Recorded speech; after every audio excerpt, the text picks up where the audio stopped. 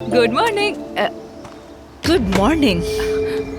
Phyllis, क्या हाल है अफसून? क्या तुम मेरे साथ एक छोटी सी सैर पर चलोगी? हाँ, क्या कहती हो? हमारा इश्क अधूरा नहीं रहेगा। नीचे दिए गए पते पर तुम्हारा इंतजार कर रही हूँ। अगर पुलिस को खबर दी तो अफसून को दोबारा कभी नहीं देख पाओगे। प्लीज ये काम नीचे करो, ओके? आराम से बात करते हैं, हाँ? ठीक है ना? देखो अभी आमिर भी आता ही होगा, वो ये सब ना देख ले। हाँ, बड़ी मासूम हूँ मैं तुम्हारे सर पे गन रख रही हूँ। और तुम्हें अभी भी आमिर की फिक्र लगी हुई है। आमिर आमिर आमिर आमिर, तुम परेशान ना हो, मैंने उसे खबर दे दी है।